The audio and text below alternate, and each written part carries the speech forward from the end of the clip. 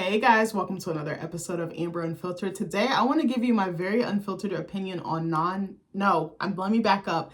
Ethical non-monogamy. I always mix up the non and the ethical and like the placement of the words, so forgive me.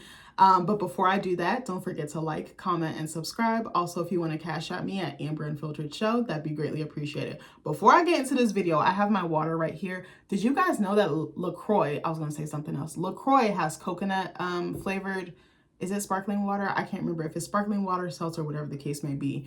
Nick bought them and they're actually really good. I still stand by the allegations that Polar makes the best toasted. Theirs is toasted coconut. I don't know if LaCroix's is toasted, but this is so wild, but what I'm about to say, it kind of smells like fucking, what's the thing, like suntan lotion, like sunscreen? I don't know why, it just reminds me of it, but it tastes so fucking good. It doesn't taste like sunscreen lotion, but you get my drift. But I'm drinking that. I don't have the can, otherwise I would show you. It kind of, like the design kind of reminds me of like old 80s, like, you know, like on the cups, like when it has like the blues, like the purples, like that very neon, like bright colors with like the little, it looks like a little chalk smear or whatever. You know what I'm talking about. I'm not describing it right, but you know what I mean.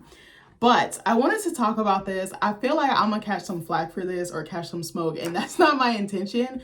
I just really be thinking about this stuff, and I be talking about this like with people close to me, mostly my husband. Like we be having the craziest, most deepest conversations, and like we really do be agreeing on a lot of stuff. And then every now and then, like somebody will bring up a point, and I'm like, oh, bro, I didn't see it that way, or whatever the case may be. Also, my husband hates when I call him bro, but I'm like, that's just the way I talk. Like I don't see you like that. Like you my lover, you my friend. Like Usher, John, and Luda about to do it again. I don't know why I did that, but y'all remember that song? Lovers and friends. I'm sorry, I'm toxic.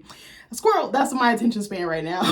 But I wanted to talk about this because I have some really strong thoughts about this. And again, in no way, shape, or form am I trying to attack anybody that practices this, that believes in it, that wants to get into it, that is open to the idea. You do you, boo-boo. But I'm saying for me, this doesn't work, and I'm about to tell you why.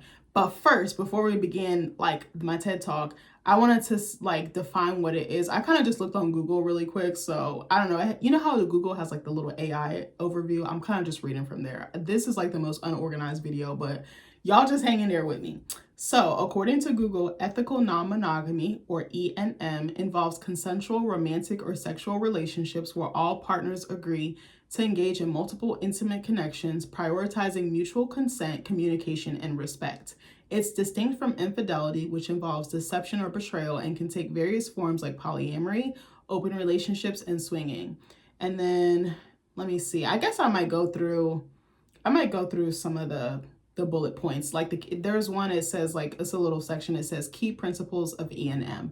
Consent and communication. All partners must freely and enthusiastically agree to the non-monogamous arrangement, and open, honest communication is crucial for navigating the complexities of multiple relationships. Sorry, I don't know why I stuttered right there. Respect and equality. Each partner's needs, desires, and boundaries must be respected, and all participants are treated as equals. Transparency. All partners should be aware of each other's relationships and intentions. Emotional safety. ENM relationships aim to create a safe and supportive environment where all partners feel valued and respected. And again, here's some common forms of it. I kind of touched on it earlier. Polyamory involves having multiple romantic relationships simultaneously with all partners aware and consenting. Open relationships allow for romantic or sexual relationships outside of the primary relationship with the understanding and consent of all involved. Swinging focuses on engaging in sexual activities with partners other than one's primary partner, often in a social setting. Ooh, this one's interesting. Hierarchical polyamory. I've never heard of this, so I'm kind of learning with you guys. Prioritizes certain relationships over others. Oh, that's interesting. So yeah, it's creating like a little pyramid or whatever. Typically designating a primary partner in secondary and tertiary relationships. If you don't know what tertiary means, like third, like 3 level, or maybe I didn't explain that right, but hopefully that makes sense. Solo poly, a person who is polyamorous but does not have a primary relationship. Oh, I didn't know there was different forms of it. Polyfidelity, this is getting interesting. I'm over here getting intrigued. I'm supposed to be entertaining y'all, but I'm over here squirrel. Polyfidelity is a form of polyamory where partners have a primary relationship and also have other relationships, but only with each other. Interesting. Relationship anarchy, a form of polyamory where there are no set rules or expectations for relationships. Ooh, that's a lot of freedom to give somebody. See, I don't be trusting bitches like that. I'm sorry. Like, I'm not like that. I'm very territorial, and I'm like, you is for me, I'm for you, like, period.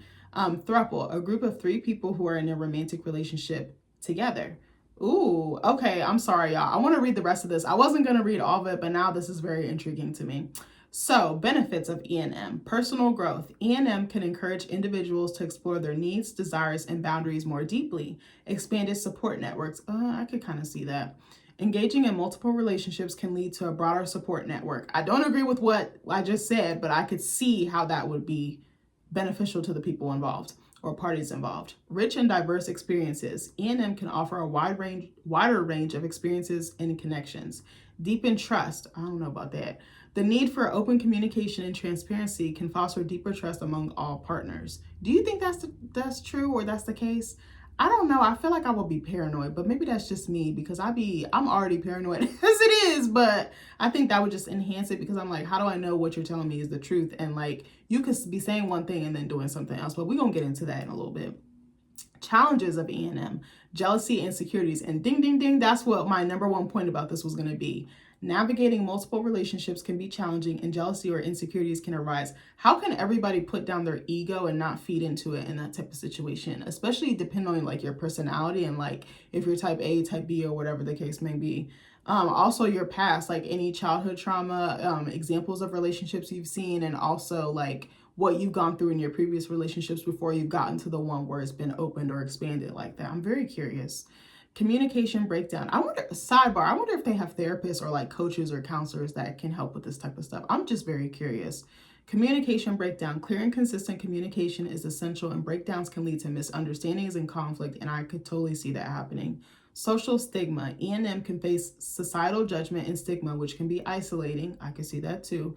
Time management. Managing multiple relationships can be time consuming and require careful planning. I definitely agree. Even outside of like open or I always mix up the word, ethical non-monogamous situations or relationships or bonds. I feel like managing all these relationships in your life, whether it's like with family, like your parents, your siblings, cousins, aunts, then you have like if you're married, if you're dating, like friendships, like coworkers, like there's so many, you're juggling so many different balls. Like it's just too much sometimes. So I'm like, how would this, I feel like this would just add stress to your plate or add responsibility. And I think that that's something I wonder if people think about when they enter these situations. Not judging them, this is just my thoughts. And then it says important considerations, education and therapy, seeking information and guidance from experienced therapists, or counselors specializing in E&M can be beneficial. Self-reflection, individuals considering E&M should reflect on their needs, desires, and boundaries. Open communication, regular check-ins and open communication are crucial for maintaining healthy E&M relationships. Prioritizing everyone's well-being, ensuring that everyone involved feels safe, respected, and valued is paramount. That is so interesting. So the reason that I wanted to bring this up was because I'm seeing a lot of celebrities, especially Black celebrities, talk about practicing this, and it was kind of getting on my nerves. Well, this is so bad. I'm going to be so unfiltered, so I apologize. I'm not trying to offend nobody, but this is just my honest thoughts. I kind of saw like not a resurgence. I saw like an increase in it, but I was like, I feel like they were probably already practicing this before it was popular. Like if I had to name some, I say Neo. Doesn't Neo have like 4 girlfriends? I think that just came out. I was like, this man can't stop cheating to save his life. But I was like, I can't trust no man with no active hairline. But that's another discussion for another day. And then who was it? It was Kofi Siriboe from Queen Sugar, who all the girls are going goo goo gaga over. I think he's cute, but he doesn't do it for me. Who else was the other one? I think Omarion just came out and said it, that he was practicing it. I know there's some more, but those are the one. There was much more I had in my list, but now I can't remember, obviously. Does NLE Choppa practice this? I'm not sure. Maybe that was a left field, but he gives me like he would do that. I feel like Kevin Gates probably would too, or, you know, somewhere in that vein. But there was a bunch of guys that I was reading about, and I was just like, I was like, I wonder, I just remembered Jadena. I think Jadena said that he practices it as well. And that kind of, this is so bad. That kind of made me lose respect for him because he seems like a cool guy. But I was like, I guess in the same token, if you know you're not, Joey Badass. I'm sorry. That was the main one that I really wanted to talk about. So I remember hearing a few weeks ago or a month ago, whatever the case may be, because Soraya and Joey Badass are together, which I found very interesting because I was like, he's gone on record multiple times saying that he practices ethical non-monogamy. And I was like, she seems like a relationship girl. And I'm like, is she okay with that? And I'm like, now you're bringing a baby into the mix. He already has a baby with someone else, which is totally fine. Shit happens. People break up, people move on. That is a normal part of life. That is a normal thing. Me personally, I always just wanted to be with one person. I was very particular about that when I was dating. I was like, I do not ever want to date anybody with a kid ever again. I dated one person with a kid and he wasn't even taking care of that kid. But for me, I was like, I want to be the person to carry your baby. I want to be the person you marry. I want to be the person you come home to every night. There's nothing wrong if you don't want that or if it doesn't work out that way for you. But I'm just saying for me, I'm very particular and I just wanted just the one person to deal with. I don't want to be caught up in the middle of some unresolved shit, between two people that ain't got shit to do with me, but kind of does if I'm dating that person, one of the people in that relationship or that couple. But yeah, I don't think I like it because I think that it's almost an excuse for cheating. I feel like it's greedy. I feel like I don't know if you can honestly practice it and follow all those boundaries and rules. That feels so rigid, so strict. Who was it? Was it Kofi or was it Joey who was like, I basically can't function in the confines of a normal relationship? But I'm like, by you practicing this, don't you have to have some type of rules or boundaries in place? Well, I guess it depends on which type of E&M he's practicing too. I just thought about that. But I'm like, to me, practicing all that and having to over communicate, or maybe not over communicate, having to communicate to people, oh, I'm dealing with this person, I'm dealing with this person. How do you keep track of it all? How do you make time for it all? He's already a very busy guy. He's relatively famous. He's an artist in multiple capacities. He's also already a father. So how do you have time to fit this into your schedule? You're probably doing red carpets. You're probably doing bookings. You're probably doing concerts, shooting movies, shooting TV, making music. So I'm like, how on earth do you have time for this? Like, I'm not even trying to be funny. I'm like, do you legitimately have time for this? But I'm like, he probably runs into mad bitches all day long. He's an attractive guy. Sidebar, I've also met Joey Badass in person. What year was it? Oh shit, what year was it? If I can find the picture, I'll post it in the comments. Watch my old ass forget. I'm gonna write a note so I don't forget. Hold on. Add pic of Joey Badass in comments. I'm sorry, y'all. I'll be writing stuff down because, bro, if I don't, I will literally forget. Okay, I just wanted y'all to see this. It was like years ago. I want to say, was it like 2016, 2017, something like that? That was when I broke up with. So probably like 2016, 2017. Yeah, it's been a minute. Oh my gosh, it has been a minute. He was like the nicest guy. He was really, really sweet. I actually just drove up there to meet him. I didn't even stay for the show because I had literally seen him like a couple days before, like a week before. He was on Logic's tour. Which album was it? Was it for the one where it had the song Everybody on it? I know people shit on Logic, but I actually really fuck with him. And I feel like I have I like him more because he's from like the same area where I'm from. We're both from Maryland, but he's from like Gaithersburg, but I grew up in like multiple parts, like PG County, like Laurel, Odenton, Fort Meade, like in there. I've also grown up in like Anne Arundel County as well. But yeah, no, I think I have I think he's kind of like an underdog, but people really fuck with him and he has a really strong following. I also feel like he makes really good music. I think when I was working on stuff for my honors class, when I was still in it, I would like blast Logic and that would like motivate me. Like, like certain music or certain artists you listen to like pump you up. Like he was made, I like went back to his first album. I was like, oh my gosh, like I forgot how hard this was. And also the production was really good.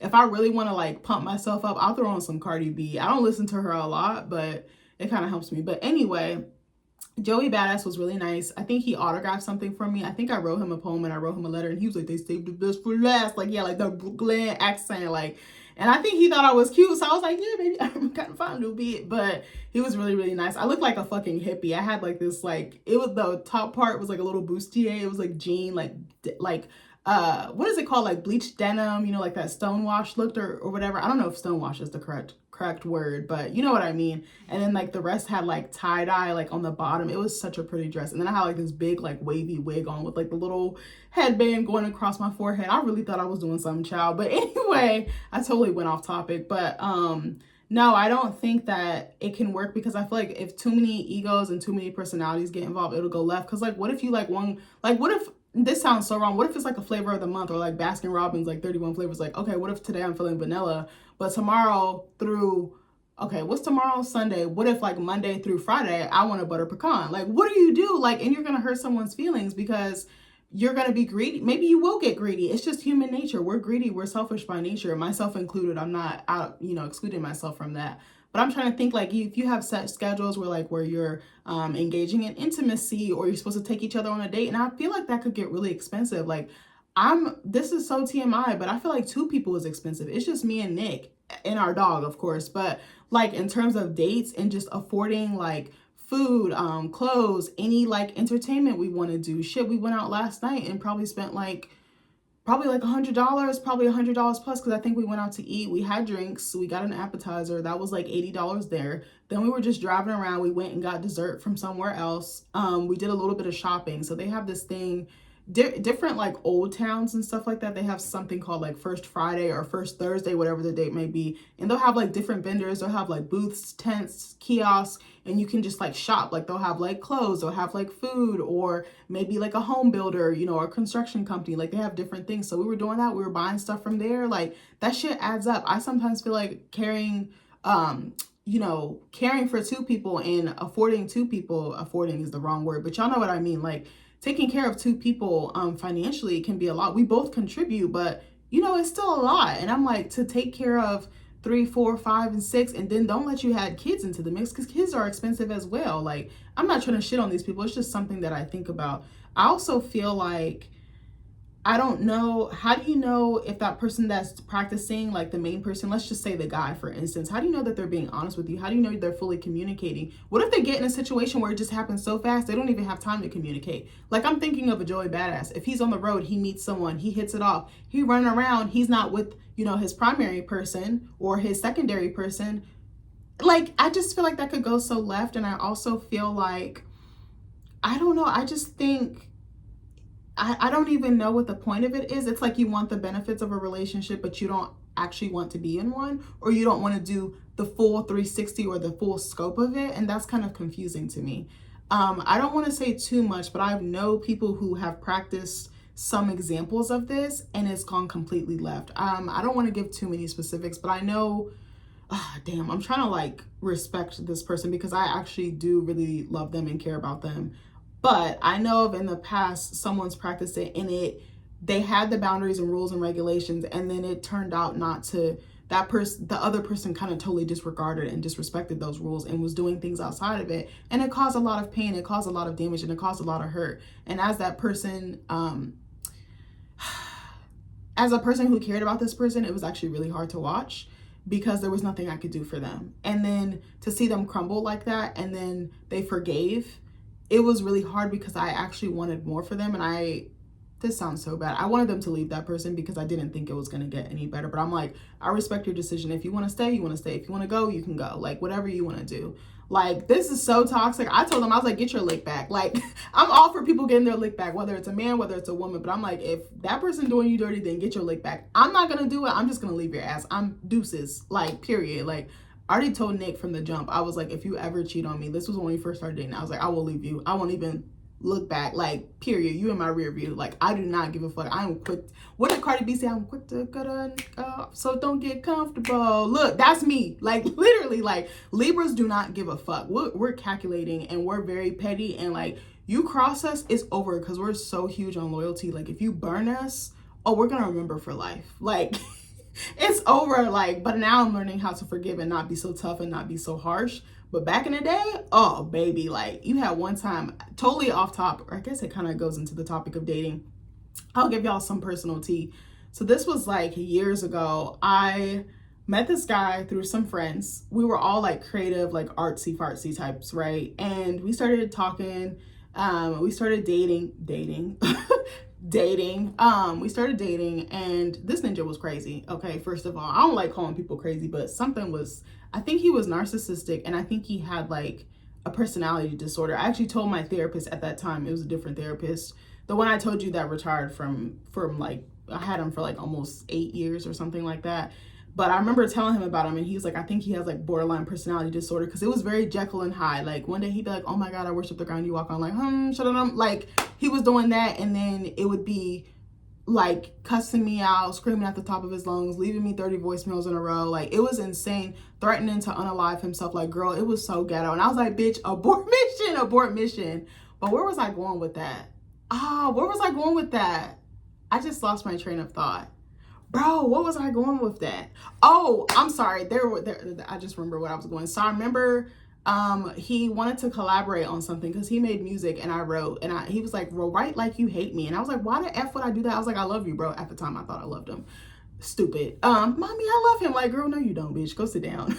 So I remember we got into it, and I remember hanging up on him. So he kept calling me, like, you know, them people that call you like 45 times in a span of 5 minutes, like back to back to back to back, and then blowing up your tech. Like, he was one of those. Like, it got so bad I just turned my phone off. And then I remember I turned it on and he was still calling, and one of my friends answered the phone. She was like, stop fucking calling my friend. Click. I was like, you a real one, bitch. Like, so I remember that happened. And then I think I was like volunteering at like a nonprofit or something. So some time had went by. I really wasn't on my phone because I was like, we used to like teach like kids like how to deal with like being in those environments. Like, it was a domestic violence and sexual assault shelter. So we were like giving them tools to like be able to handle those situations. We had like little lesson plans, like little curriculums for them. I love those kids so much. I was so sad because like some of them just stopped showing up. So then I just didn't come back because I grew so attached to them and I just loved them so much.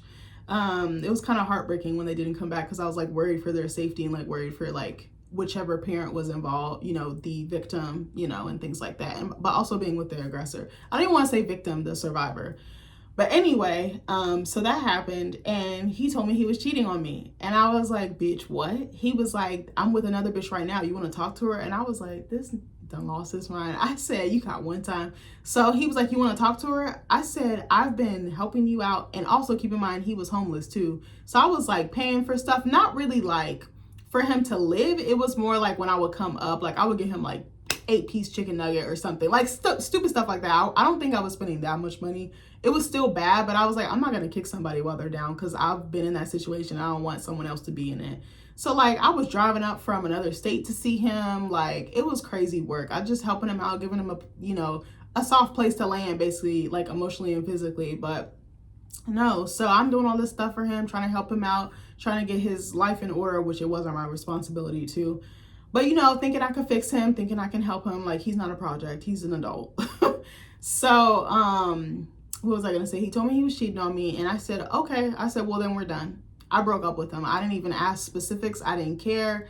So a little bit of time goes by. He's quiet. He's like, oh, no. I wasn't really with no one. Whoop-de-whoop. Like, I didn't know what to believe. I was like, I really don't care. Like, my intuition is pretty good. So I feel like I would have picked up on that anyway. But because there was a little bit of, even with distance, I feel like I would have figured it out. Like, maybe fucking up. Like, there's little telltale signs. But he was like, oh, I didn't do anything. I was just doing that to get a reaction or a rise out of you. And I'm like, okay, well, I still don't care. Like, I left him. I was like, peace out, Girl Scout. So I remember like I get a call like a couple hours later because I remember he had told me, he was like, oh, I'm linking up with my dad, which was crazy work as a parent to like kick your kid out and make them be homeless. But I knew there was some tension between him and his dad, but his dad would still help him out because I think what happened was he didn't abide by the rules that were set in place. And his dad was like, if you keep fucking up, you're getting tossed to the wayside. And I was like, well, you didn't listen. So here we are.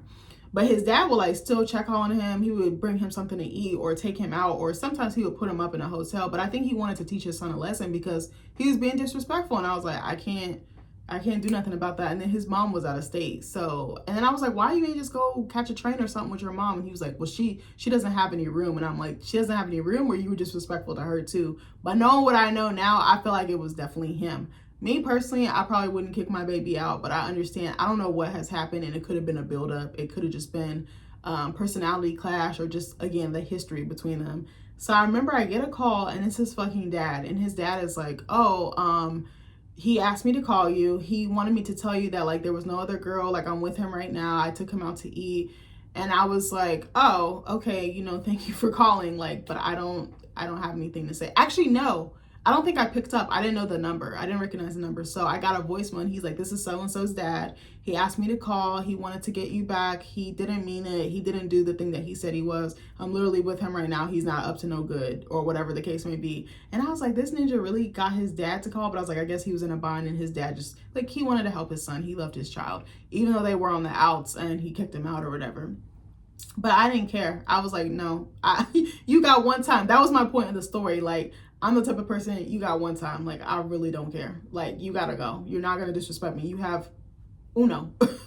But I also feel like ethical non-monogamy, I don't I think I don't understand it because I also think of like the physical implications, not just like sex, but I think of like bodily fluids and just like safety, like STDs and things like that. I'm like, that could get really tricky. I do understand there's things like you can get tested, you can share your results and things like that, and maybe practice safe sex. But I'm like, are you really going to be practicing that if you're getting like that next level of like intimacy? Like, I just don't foresee someone doing that. I feel like I don't want to say that. I'm trying to be like, you know, proper, I guess, about it, but I don't agree with it. But I guess I could see if guys were in that lifestyle and they're constantly surrounded by beautiful women and women like flock to them and like worship them and like adore them, then I guess I could see it. But I just don't think it makes any sense. I'm a very traditional girl or traditional woman. I do believe in just one person for the rest of your life, but I know that that's not everyone's belief, and I don't want to push that or force that onto other people.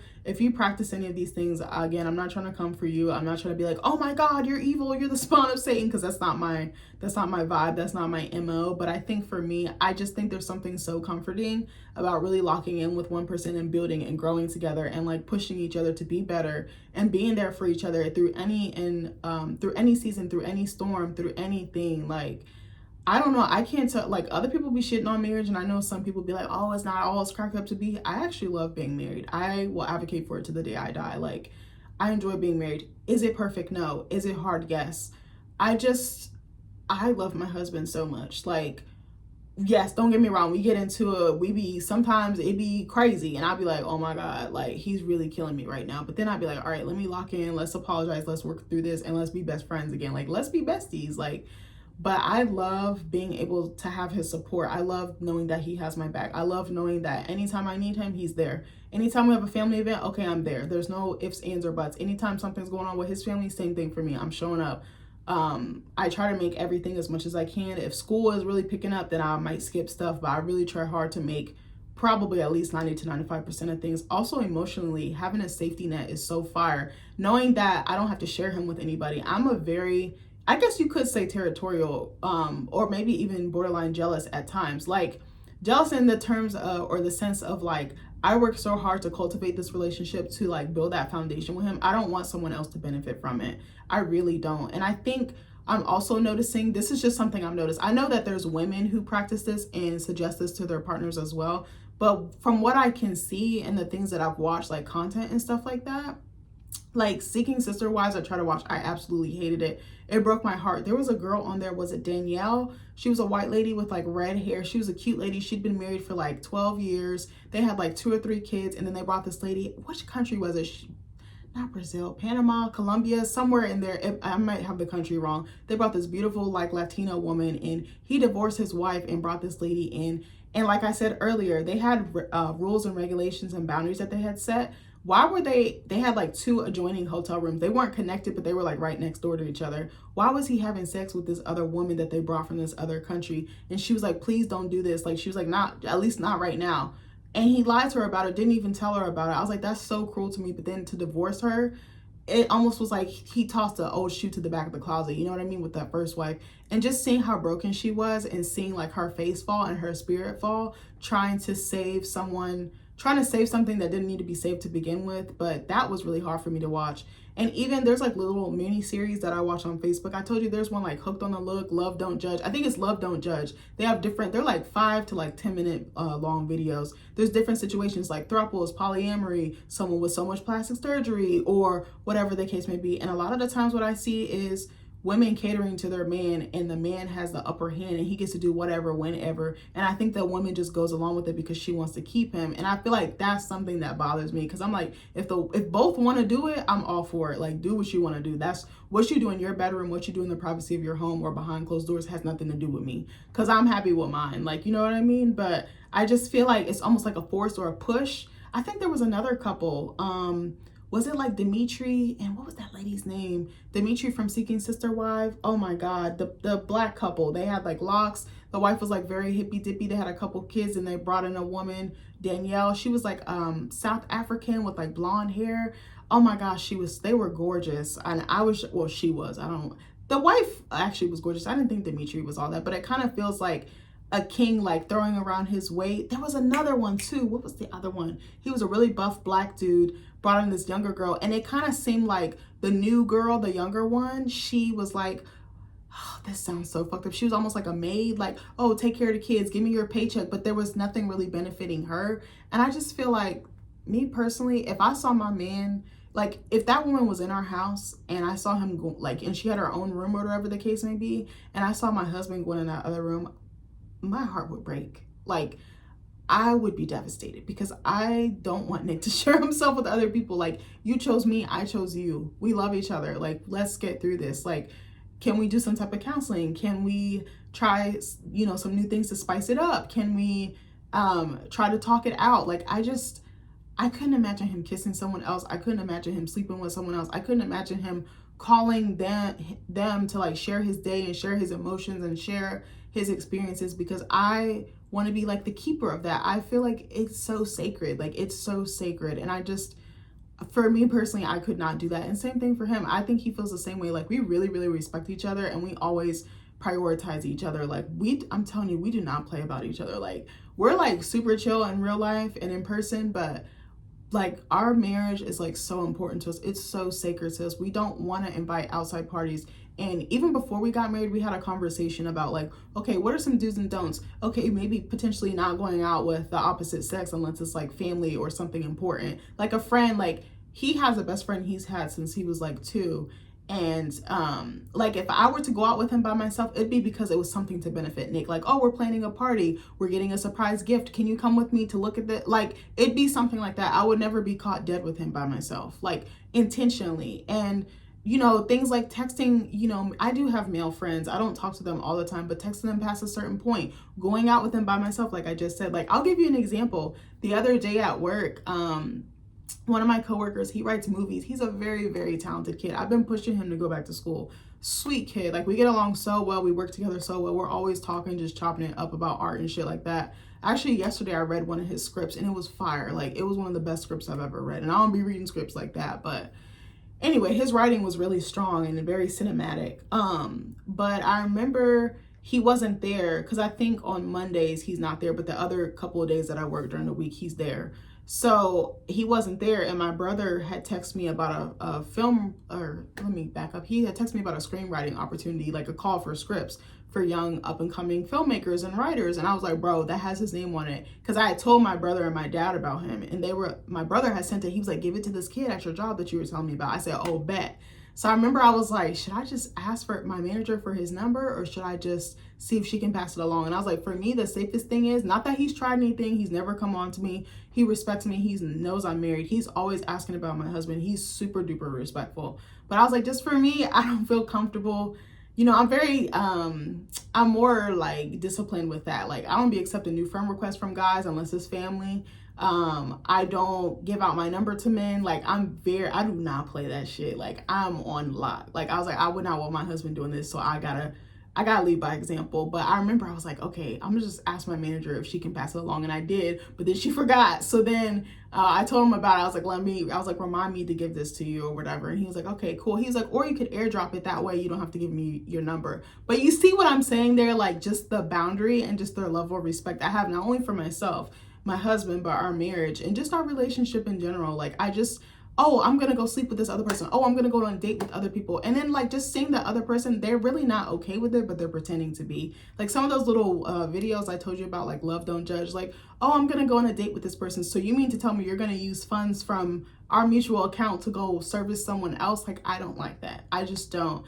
And I don't know. I understand that there's non-traditional ways to love and to partner up and to couple up, but it just seems a little bit selfish, and that's just my honest to God opinion. Again, I'm not trying to shit on anybody. Like, what you do is what you do. Like, who you love is who you love. How you choose to love, that's your business. For me, it doesn't work. I'm trying to think if I have anything else to say about that. I'm trying to think. I don't think so. I just really wanted to talk about it and see what other people thought. Let me know. Are you practicing it? how are you practicing it? What methods do you use? How do you communicate? And I just feel like the ego, like at first you might be okay with it, like, oh, this is fun. I get to engage with other people. I get to do fun, cool things. I get to have a support system, a village. And it might work for people who might be estranged from family or not have any living family. I could see the benefit of that, especially with child rearing, because you have different people in the home. But I'm like, everyone parents differently. Everyone's trauma is different. Everyone's communication style is different, the way that they date, the way their love language is. So I just feel like all that added in, it could just create a recipe for disaster, because some of those things could be incompatible and cause clashing. And I feel like, how does everyone get their needs met, and how do they all get taken care of without someone feeling left out? What if, someone asks for more time?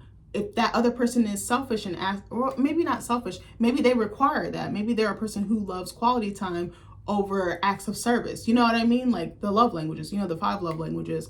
And what if someone else feels some type of way? So then there's like a jealousy. There's like, what if they start becoming verbal with them, or, vocal with them? What if there's, oh, I'm not going to help her anymore. I'm not going to pick up her child anymore because you're getting the D more than I am. I feel like it could just go left so quickly. I feel like, again, in the beginning, it could probably be great. It could be exciting. It could be new.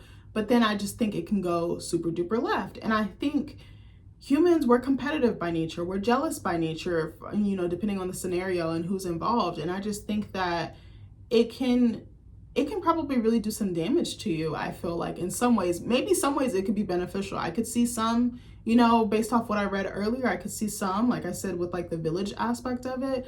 But then it's like, how do you make equal time for everybody involved? Like, I'm even thinking, oh, Nick Cannon, that's another good one.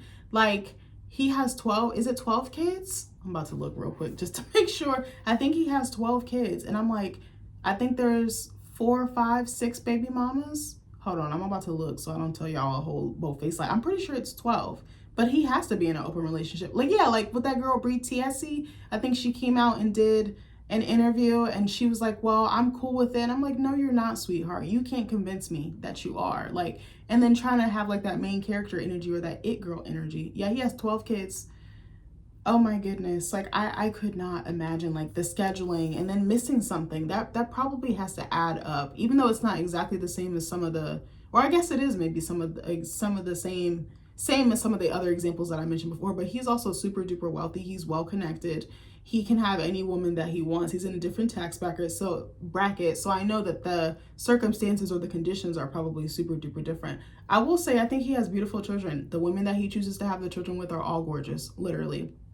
I still stand by my allegation or statement that I think he snapped once he lost Mariah Carey. I really do. There's probably been other stuff happening in the background that we don't know about, but I really, really stand by that statement, because he has not been the same since. I really think he was very, very happy with her, and that glow that he had, I don't think he'll ever be able to recreate it or ever manifest it or attract it or have it ever again. I'm not wishing that on him. I'm not wishing ill will by any means, but that's just my thoughts. But anyways, let me know what you guys think about ethical non-monogamy. Are you a traditional person? Do you believe that there is just one person for everyone? Do you believe that a person can have multiple loves? Do you think that they can have multiple soulmates? Me personally, I don't agree with being in love with 2 people at the same time, but I do think that you can have different soulmates. But I think like a friend soulmate, a coworker soulmate, a partner soulmate. For me, I can name 2 right now. I feel like Nick is my romantic soulmate. I feel like he's just, I don't know, he just truly gets me. Like, we're so in sync with each other, it's not even funny. I've never felt like this about anyone else I've been with. And then 2, I think I have a friend soulmate. One of my best friends, Leah, I haven't seen her in a little minute because she's a military wife, so she's moving around a bit and she's raising a family. But I love her so much. Like, we got along. We never had any arguments. We were always together. Like, there was no smoke. Like, we just understood each other. And we were always hanging out. Like, we would hang out the day before.